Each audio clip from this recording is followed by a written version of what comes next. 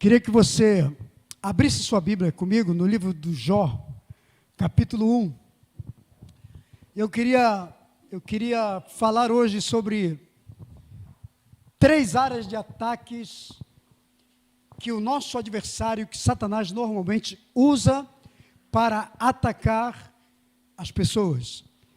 E vamos usar o Jó aqui como exemplo, que teve essas áreas de sua vida atacada. A gente que trabalha com pessoas, com famílias, há muitos anos, a gente sempre acompanha as áreas de ataque na vida das pessoas. E eu quero que você aprenda isso e aprenda a se imunizar, amém? Blindar sua fé, blindar sua mente, blindar seu coração, blindar sua vida contra esses ataques de Satanás. Porque são ataques que todo ser humano passa. Todas as pessoas desse planeta passam. Então, vamos ver aqui. Abriu em Jó capítulo 1? Amém? Nenhum homem nesse mundo, exceto Jesus, além de Jesus,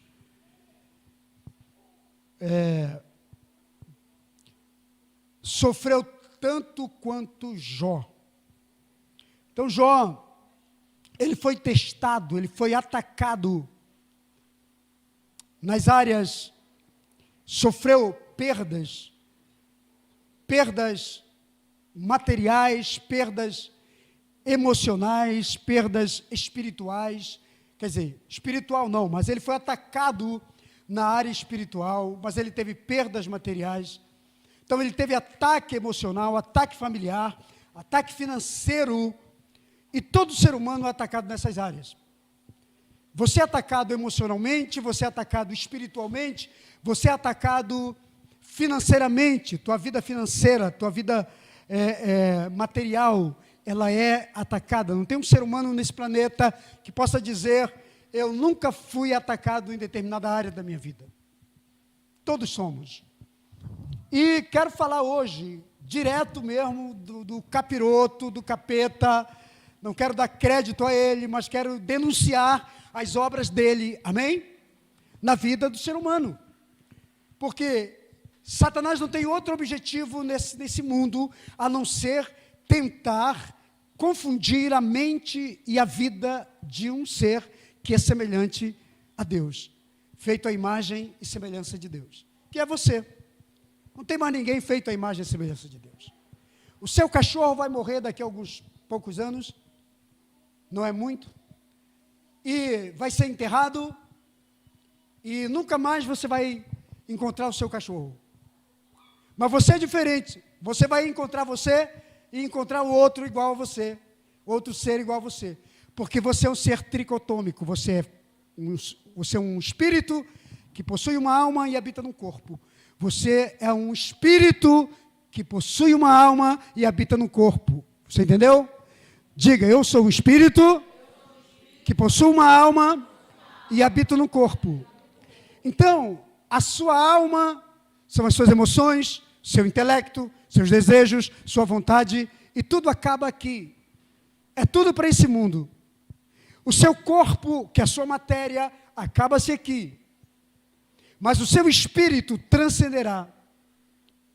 Todos nós somos, todos os dias, de alguma forma pressionado, ou nas suas emoções, ou na sua vida espiritual, ou na sua vida familiar, ou na sua vida financeira. Entende? Jó foi atacado em 3 áreas, para ensinar que são as áreas de preferência de Satanás. A primeira delas, vamos ler aqui. Jó capítulo 1, verso 14. Vamos lá. Versículo 14.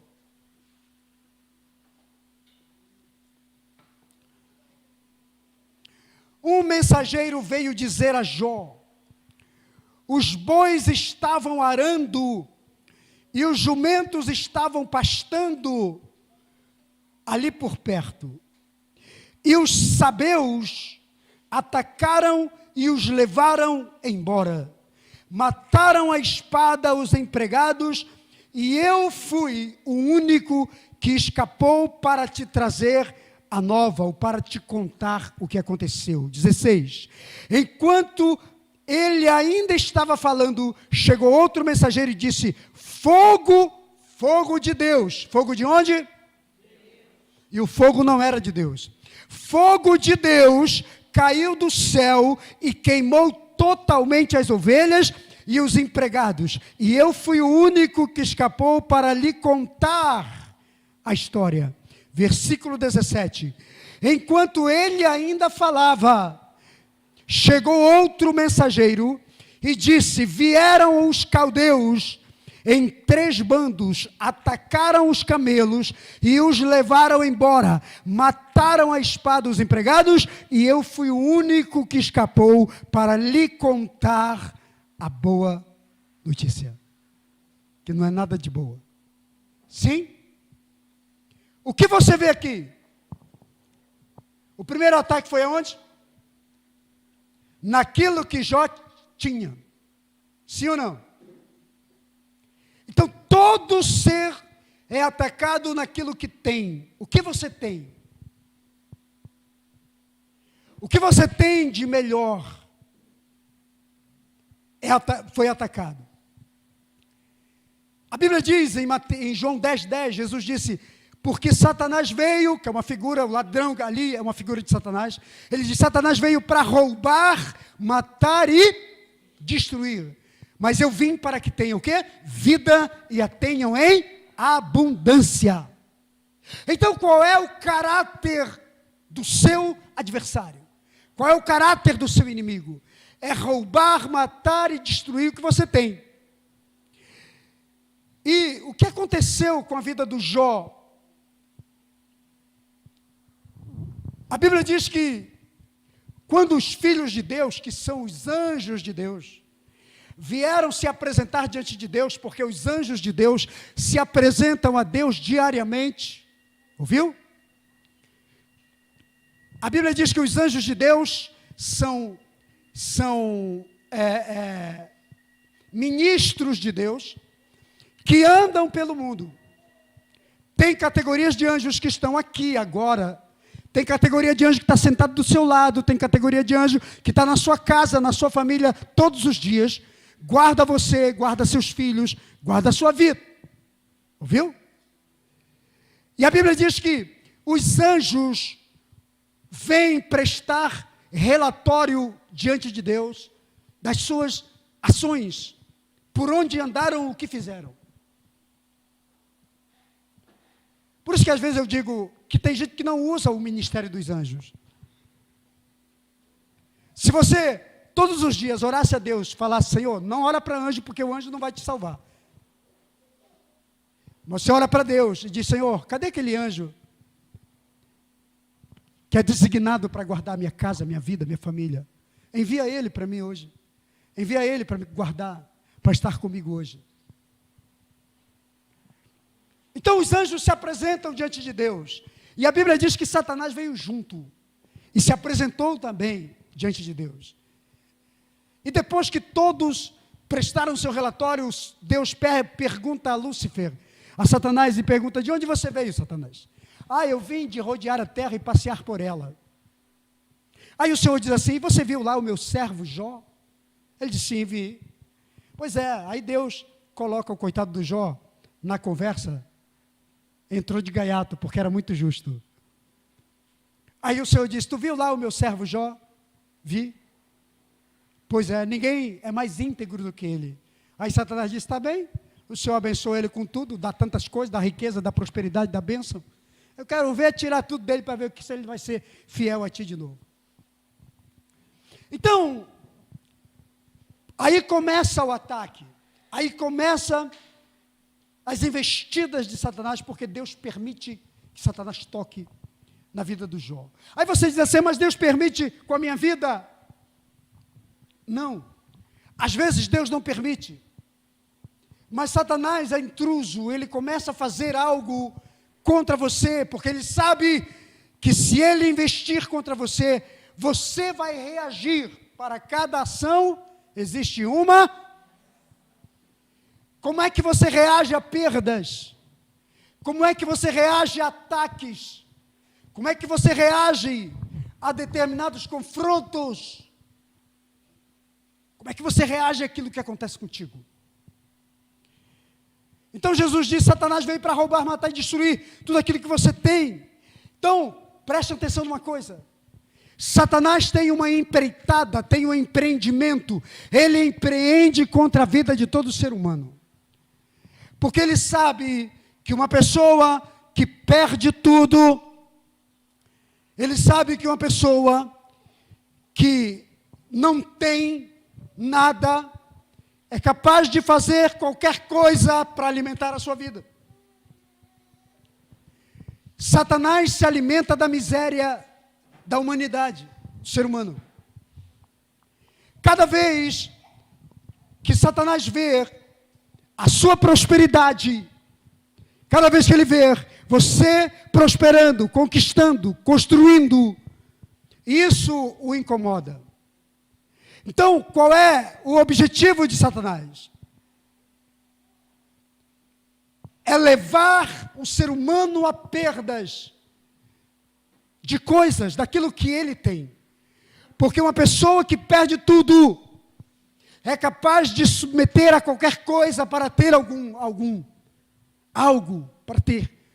O mínimo ele é capaz de fazer. E é aí que muitas pessoas ficam nas mãos de Satanás. Toda pessoa que perde lucro financeiro honesto é capaz de submeter a um projeto de corrupção para tentar manter o status e tentar manter aquilo que julgava ser seu. Cada vez que Satanás tira alguma coisa de uma pessoa, a pessoa tende a reclamar da vida.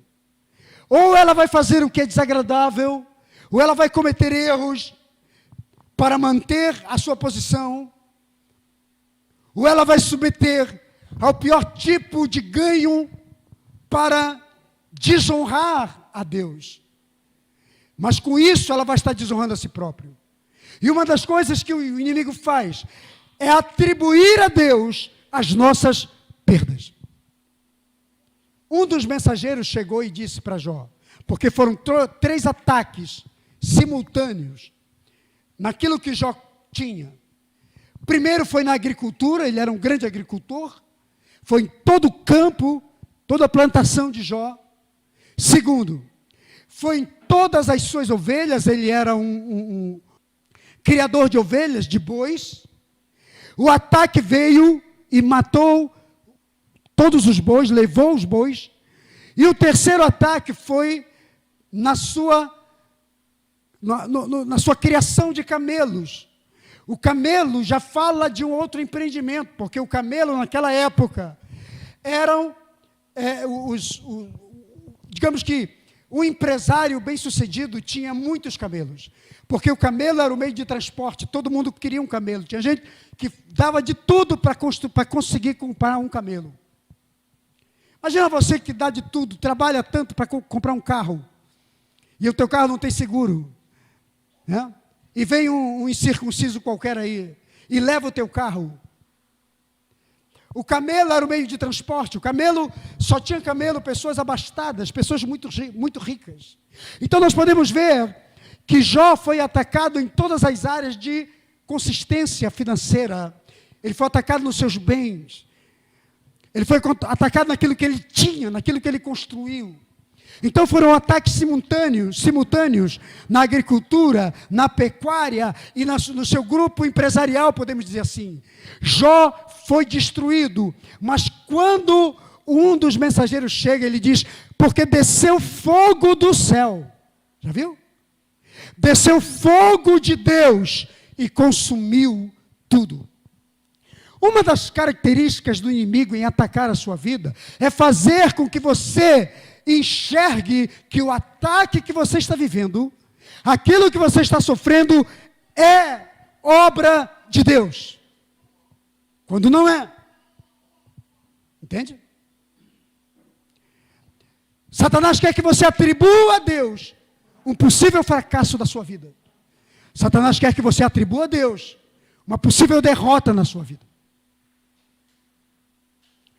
Você perde o emprego porque caiu numa cilada, e Satanás quer que você diga, porque Deus não me deu aquele emprego. Eu sou dizimista, eu sou fiel, eu sou honrado, mas Deus não foi suficiente para me manter naquele emprego. Você está entendendo? Como é que Satanás trabalha? Ele quer que você atribua a Deus seus fracassos. Ele quer que você atribua a Deus as suas perdas. Mas Deus não age assim. Amém? Diga para o seu irmão, diga, Deus me ama o suficiente para preservar a minha vida e as minhas bênçãos. Diga agora, o nosso adversário não nos quer ver felizes, alegres, contentes e abençoados. Entende? Porque ele sabe que uma pessoa em privação, ela pode murmurar contra Deus. E é o que mais a gente vê nesse tempo. Às vezes eu vejo as pessoas dizendo, cadê Deus? Onde é que Deus está em tudo isso? Como é que Deus pode assistir e ver as pessoas perdendo o seu emprego, perdendo o seu ganha-pão? Como é que Deus pode assistir a tudo isso e ver as pessoas tendo privacidade, o mal prevalecendo sobre o bem, os maus prevalecendo sobre os bons? Deixa eu te dizer uma coisa. Satanás veio para matar, roubar e destruir. Ele veio para fazer você se levantar contra o seu Criador. Ele quer que você murmure contra Deus. Ele quer que você atribua suas derrotas a Deus. Mas eu quero dizer para você que se você é um homem de Deus, se você é uma mulher de Deus, você vai entender. E quanto mais pressão você passar, você ainda assim vai glorificar a Deus. Amém? O que Jó respondeu? Nu chegamos a essa terra e nu iremos. O que ele quer dizer? Quando chegamos nesse mundo, não trouxemos nada. E quando sairmos dessa vida, nós vamos sair sem nada. Portanto, o que eu ganhar aqui é lucro. Portanto, o que eu tiver aqui é lucro.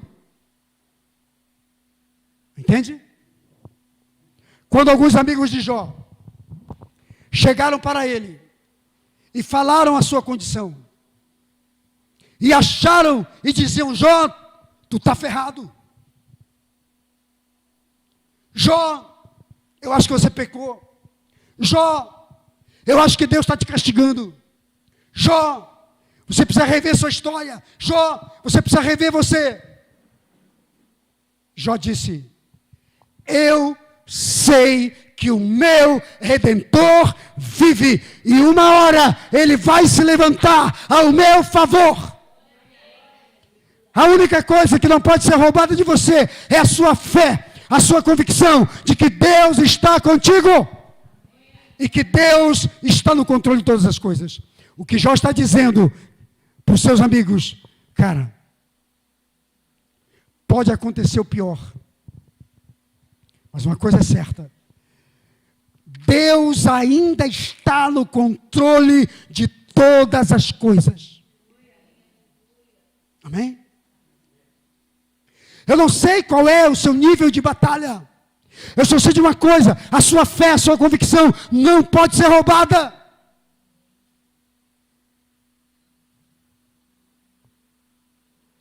Aprenda a codificar sua mente para cada perda, para cada possível fracasso. Aprenda a reprogramar-se e dizer, eu perdi agora, mas Deus tem algo maior para mim. Eu perdi esse emprego hoje, mas Deus tem o melhor para mim.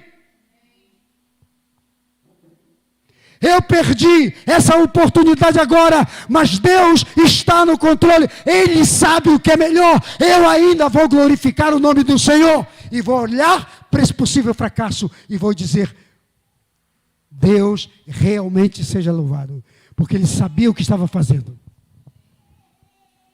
Mas sabe o que acontece com as pessoas que não têm essa maturidade em Cristo?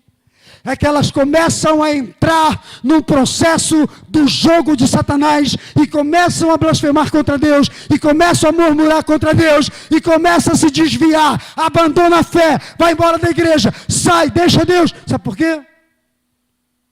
Porque era esta a intenção de Satanás. Hã? Mas levanta a sua mão aí, diga assim: mas isso não vai acontecer comigo. Diga: nesta jogada, Satanás não vai ganhar. Diga: eu vou virar o jogo na hora certa, para a glória de Deus. Amém ou não?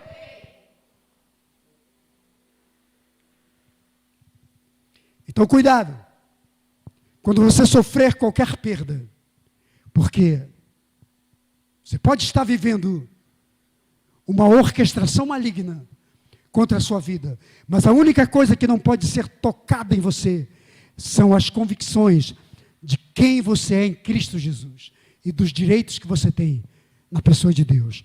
Quantos podem dizer amém? Uma outra área que Satanás toca na vida de todo ser humano. Versículo 18, vamos ler. Enquanto aquele mensageiro ainda estava falando, chegou ainda outro mensageiro e disse: seus filhos e suas filhas estavam num banquete, comendo e bebendo vinho na casa do irmão mais velho. Enquanto, de repente, um vento muito forte que veio do deserto e atingiu os 4 cantos da casa e desabou sobre eles. Todos eles morreram, e eu fui o único que escapou para lhe contar a notícia. Ao ouvir isso, Jó levantou-se, rasgou o manto, rapou a cabeça, então prostrou-se no chão em adoração. Ele se prostrou derrotado? Ele se prostrou desanimado? Ele se prostrou adorando. Amém? Como é que você adora depois que recebe a notícia de que 10 dos seus filhos, ou melhor, os seus 10 filhos morreram tudo no atacado? De uma atacada só. Desabou um teto. Versículo 21. E Jó disse: nu saí do ventre da minha mãe, e nu partirei. O Senhor me deu, o Senhor o levou. Louvado seja o nome do Senhor. Versículo 22 diz: em tudo isso não pecou Jó, nem nada culpou a Deus. O segundo ataque é naquilo que você ama. Quem você ama? O que você ama? Eu acho que ninguém ama mais do que a sua própria família. Sim ou não? Nenhum pai ama mais do que os seus próprios filhos.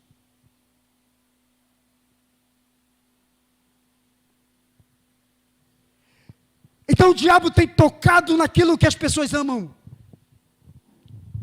Se ele não te derrota por aquilo que você tem, ele tenta te derrotar por aquilo que você ama. Entende?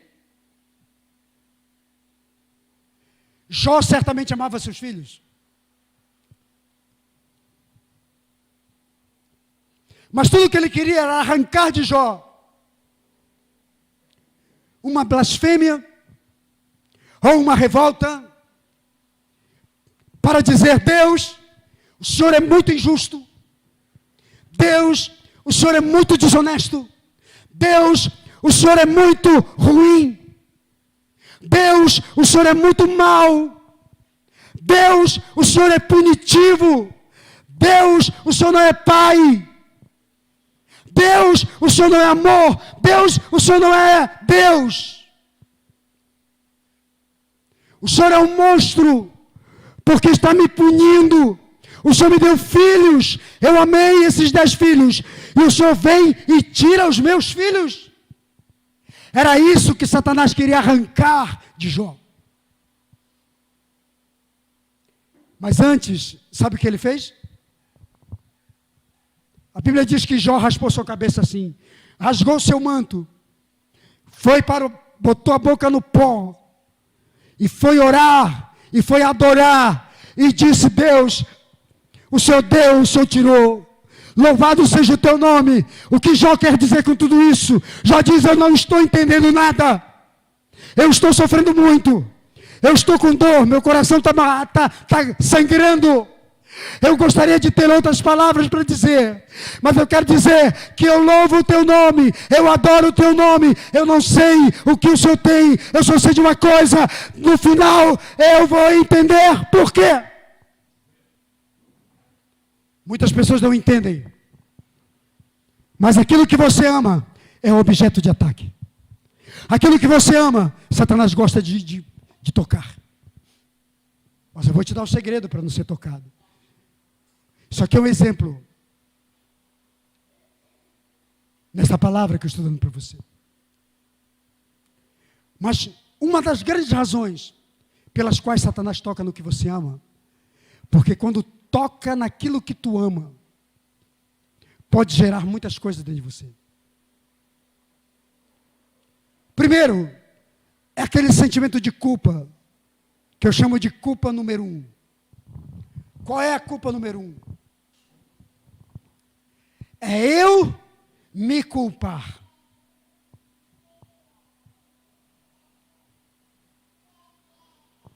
É Jó começar a pensar e dizer assim: espera aí, por que eu não estava junto com os meus filhos? E eles estavam comemorando o aniversário do irmão mais novo. Todo mundo se reuniu lá para fazer um churrasco, para comemorar o aniversário do irmão mais novo. E estava todo mundo curtindo, de repente o teto desaba, veio um vento do deserto, como eles dizem. O vento do deserto veio, soprou e bateu exatamente nas 4 pilastras mais importantes da casa e derrubou a casa. Os escombros mataram aqueles 10 rapazes. Era 7 rapazes e 3 meninas. Como é que você pensa num negócio desse? Que tragédia. Então a primeira culpa que Satanás quer atribuir quando acontece uma tragédia dessa é que você se culpe. Será que eu não sou culpado da construção? Será que eu não sou responsável por construir muito mal minha casa, a casa dos meus filhos? Será porque eu não estava presente? Ou será que eu tenho algum pecado? Será que tem uma maldição na minha vida? Que agora eu estou sendo punido, eu estou pagando por isso? E tem muita gente que está vivendo esse contexto. Se culpa e leva esse sentimento de culpa para a vida toda, não se perdoa, porque perdeu o ente querido, porque acha que é o culpado. Então Satanás trabalha muito sutilmente e de maneira muito inteligente. E tem gente que cai nisso, porque sabe, ou melhor, porque não sabe que está vivendo sob um ataque maligno que é justamente orquestrado para fazer com que a pessoa atribua a si mesmo e viva com complexo, com sentimento de culpa e pare a sua vida em consequência disso. Você entendeu? Aí a pessoa deixa de viver, porque vive se culpando, porque vive carregando o sentimento de acusação, porque nunca vai saber por quê, ou vai se culpar achando que está em pecado, que está sendo amaldiçoado, que está pagando uma conta, que não sabe do que é. As pessoas vivem isso constantemente. Você entende? Agora, qual é a acusação 2? É começar a culpar a Deus pelas tragédias da vida. Essa é uma outra estratégia de Satanás. É fazer com que o ser humano culpe a Deus. Entende? E se revolte contra Deus. Atribua a Deus a sua tragédia. Eu conheço pessoa que se desviou, nunca mais serviu a Deus, quando perdeu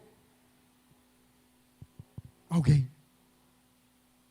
Conheço pessoas que perdeu a esposa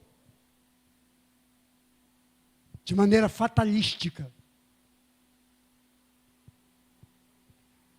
e se revoltou contra Deus de tal maneira. Porque esta é uma das artimanhas de Satanás. É fazer com que você atribua a Deus alguma coisa e você justifique aquela perda. Conheço.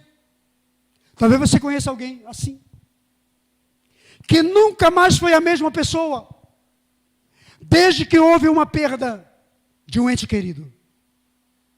Então Satanás sabe que aquilo que está no seu coração, onde está o seu tesouro, onde está a sua alma, onde está o seu amor, onde você investiu todo o seu amor, se ele tocar ali, é possível que ele faça de você uma pessoa completamente revoltada contra Deus e perca completamente a conexão com o céu. Mas temos que aprender com Jó. O que Jó fez? Jó adorou. Jó disse: Deus deu, o Senhor tomou. Louvado seja o nome do Senhor. O que Jó quer dizer com tudo isso? É o que sempre ele respondeu. Querido, eu não sei se você é curioso, como eu, mas eu estou te colocando aqui. Tudo aquilo que eu tenho curiosidade, eu vou pesquisar. Eu só paro, eu só durmo, só descanso, depois que eu pesquiso. Tem dia que eu acordo 5 horas da manhã, porque eu sonhei com um negócio, ou ficou na minha cabeça uma determinada coisa, e eu levanto cedo e vou pesquisar o que é. Vou saber do que se trata. Por que eu estou te dizendo isso? Para você ser curioso e começar a estudar o livro de Jó. E você vai aprender sobre o significado da vida, sobre o que é a vida. Você aprende tudo e está muito, muito, muito atualizado. Porque todo mundo que veio falar com Jó, trouxe a Jó, de certa forma, uma condenação. Mas Jó estava muito bem preparado. O que hoje estão chamando de mindset. A sua configuração mental. O mindset de Jó estava muito, muito, muito, muito atualizado. Ele não se permitia mudar as suas convicções, apesar das suas tragédias.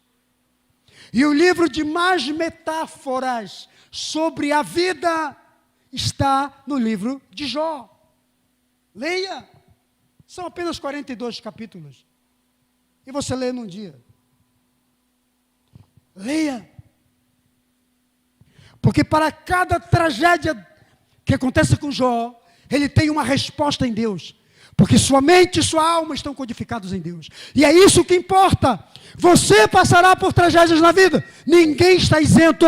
Você é um ser humano. Mas como você recebe, como você codifica, como você arquiva isso dentro de você, é que é importante. Amém? Glória a Deus. E aprenda uma coisa. Se você está vivo, se você continua, então faça valer a pena. Entenda que Deus tem algo contigo.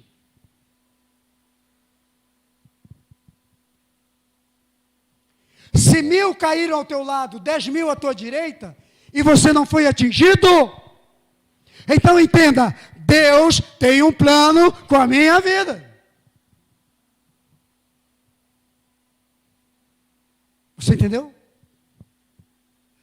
Eu trago um versículo aqui na minha cabeça, de Isaías 26:3, que ele diz assim: e Deus manterá em plena paz. Tem uma versão que diz: e Deus manterá em plena proteção, guardado, aquele cujo propósito é firme.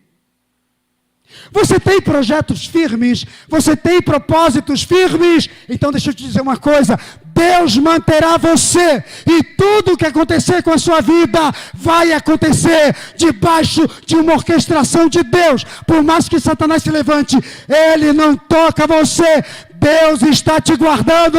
Quem pode dizer amém? Tome posse disso, para você. Faça disso o seu combustível, sim ou não? Faça dos infortúnios o seu combustível.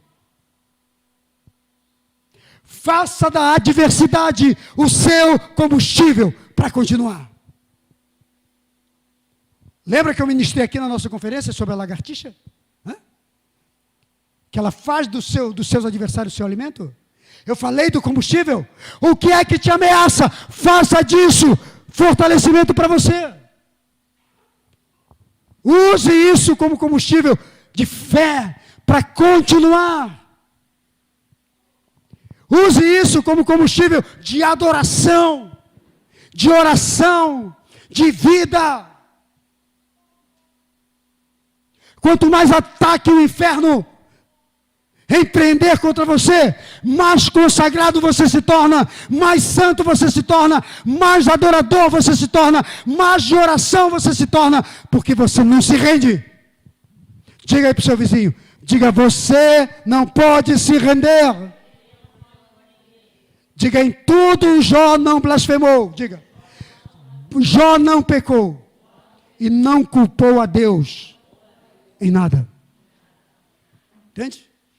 O que Satanás quer é extrair de você, é arrancar de você sentimento de culpa. Ou autoculpar-se, ou culpar a Deus, ou eu acrescentaria uma terceira culpa. Culpar aqueles que estão conosco. Já viu uma coisa dar errada na vida do filho? Aí a mulher vem e culpa o marido, está vendo? É a sua culpa. Ele está assim por causa de você, já viu isso? Ou aconteceu uma coisa com a família e o marido culpar a mulher, está vendo? Porque você protegeu, porque você não chamou atenção, porque você fez isso, fez aquilo. Atribuir culpa.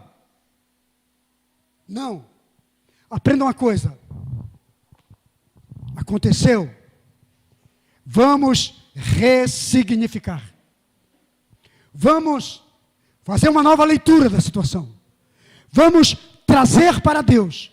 Vamos ver como Deus fará essas coisas. E eu quero dizer para você, Deus fará. Deus fará. Aprenda com Jó. Jó virou o jogo. Virou o jogo pela sua integridade. Virou o jogo pela sua obediência e submissão a Deus. Virou o jogo pela sua entrega genuína a Deus. Quantos podem dizer amém? Amém. Terceira coisa. Capítulo 2, verso 4. Vamos lá. Pele por pele, respondeu Satanás. Um homem dará tudo o que tem por sua vida.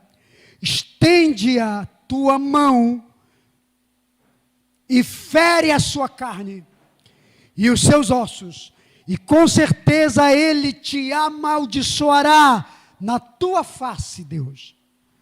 O Senhor disse para Satanás: pois bem, ele está nas tuas mãos, apenas poupe a vida dele.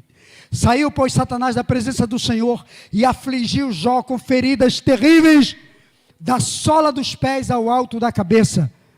Então Jó apanhou um caco de telha, e com o qual se raspava, se coçava, sentado no meio das cinzas. Diga para o seu vizinho, diga: Satanás gosta de atacar o que você é, o que a gente é. Então o alvo de Satanás é levar o homem para a cinza.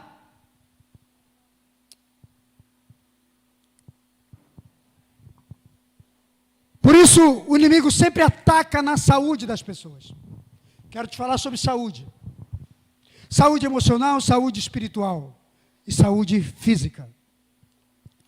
São áreas de ataques que o inimigo usa, porque ele sabe que pessoas doentes vão concentrar tudo na sua doença. Não é assim? Toda pessoa doente concentra a sua visão, concentra suas emoções, concentra o seu foco, tudo naquela enfermidade. Além de levar as pessoas doentes a reclamarem, a murmurarem da vida. Eu nunca vi uma pessoa doente que não concentre tudo naquela doença. Ela vai falar da doença, sim ou não? Com todo mundo. Você liga para a pessoa: como é que você está? Diz: estou muito doente. Como é que você está? Estou enfermo. Ô fulano, está tudo bem? Não está não. Por quê? Porque eu recebi um diagnóstico hoje, muito desagradável. Baixa imunidade. Às vezes o diagnóstico, ele está 90% certo. E é possível que dê um diagnóstico errado. E às vezes você cria logo, psicologicamente, aquela doença. E entra num processo depressivo.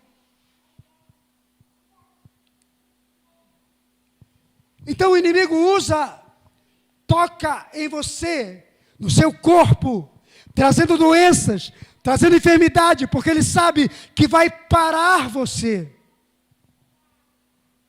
Ele sabe que você vai parar os seus projetos, os seus sonhos, os seus objetivos. E você vai concentrar no seu diagnóstico. Então aprenda uma coisa. Você foi acometido de uma enfermidade? Aprenda a reagir em Deus. Aprenda a não permitir que a doença tome o seu intelecto, tome a sua mente, possua as suas emoções, domine você completamente. Aprenda uma coisa: a enfermidade é uma inimiga sua, ela é um adversário que está em você, mas aprenda a lutar, a não se entregar e a dizer: você não vai ficar em mim, você vai sair do meu corpo, você não nasceu aqui, não vai ficar, eu vou brigar com você. Você entendeu? Agora isso é fé, isso é decisão, isso requer atitude sua. Entende? Porque você vai chegar com alguns médicos que poderão dizer para você: olha, não quero te desanimar não, viu? Não quero te desanimar não. E você diz assim: mas tem uma chance, doutor? Tem 1%. Pois é, então é tudo que eu preciso. Se tem 1% de chance, então eu vou lá. Eu vou multiplicar esse 1%. O que não pode acontecer com você é receber um diagnóstico. O médico diz: ó, só tem 1% de chance. Sai de lá arrasado, para baixo, derrotado. Já liga para todo mundo: fulano, estou morto. Contrata logo o agente funerário, prepara aí o caixão, avisa todo mundo que eu tenho 1% só de sobrevivência.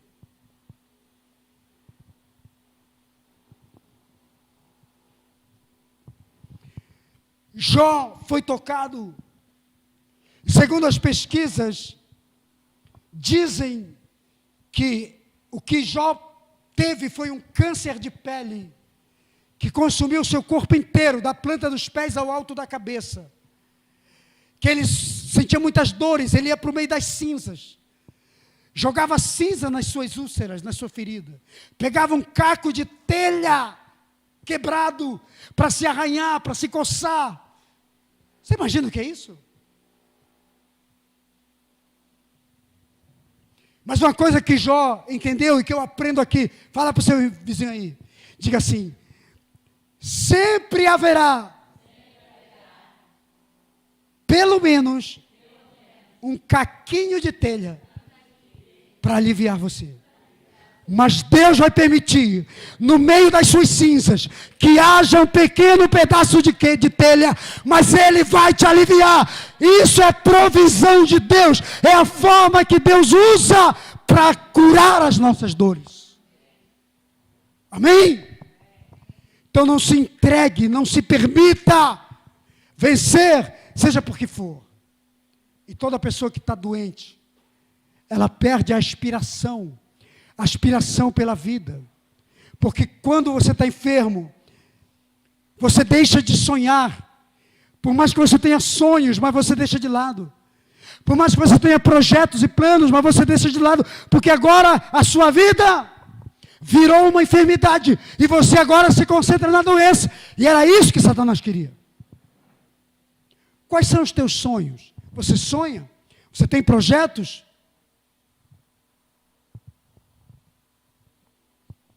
Você tem planos para o seu futuro?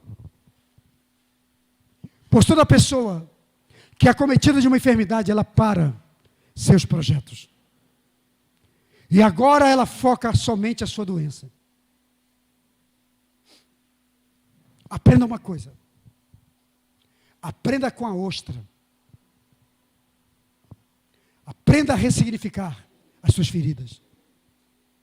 Você já leu a história da ostra? Como é formada uma pérola? Você sabe? A maioria sabe. O que é uma pérola? Uma pérola é um objeto estranho que entrou dentro de uma ostra. Que pode ser um grão de areia, pode ser qualquer outra coisa. É o elemento estranho que está dentro dela. Esse elemento estranho poderia matar qualquer outro animal, mas não mata a ostra. Sabe por quê? Porque ela aprendeu a ressignificar isso. Ela começa a liberar uma coisa chamada nácar, que é uma espécie de vômito, sabe aquele bilis? aquela vontade de vômito que vem aqui, aquele refluxo. Né? Você passa de vez em quando? Pois é o que vem na ostra. E ela libera aquilo sobre aquele pequeno objeto que lhe está ferindo, porque por dentro ela é muito sensível, a pele dela é muito sensível, qualquer coisa fere. Então ela começa a liberar e vai cobrindo, e aquilo chamado de naca vai criando camadas e mais camadas, e vai formando o que é chamado de madrepérola. E daqui a pouco constrói-se uma linda pérola. Ela usa o seu próprio mal-estar para transformar o seu infortúnio, o que é contrário, a sua adversidade, para a sua prosperidade. Você entendeu?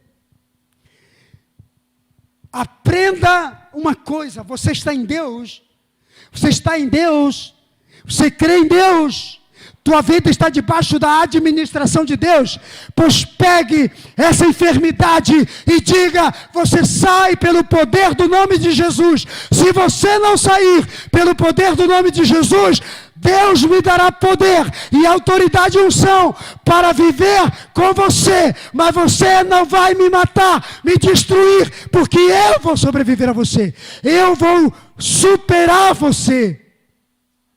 Você entende?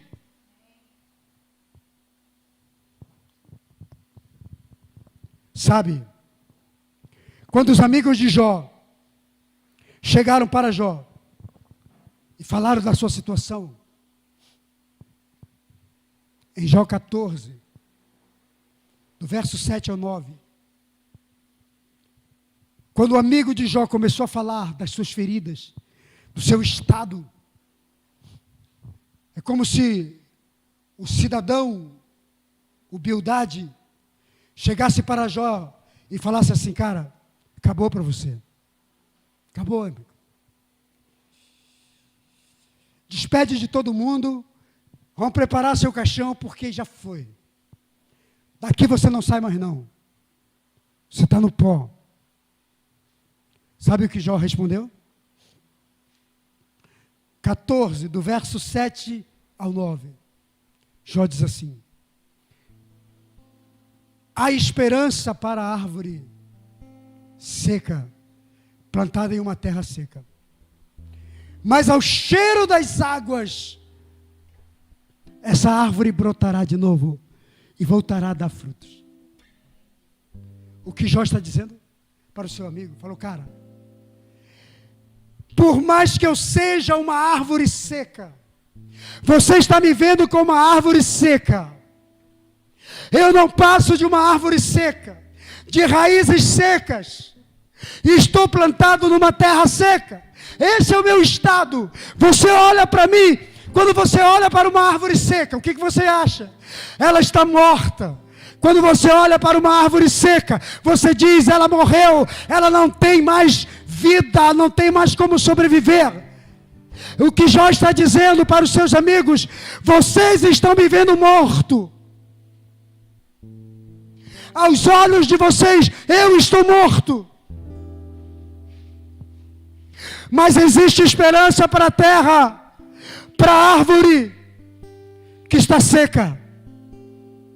Ao cheiro das águas ela volta a brotar.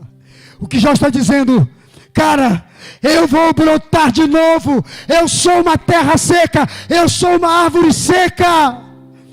Mas ao cheiro das águas, eu vou brotar, eu vou me tornar uma árvore de novo, eu vou frutificar, vocês vão me ver de novo em pé.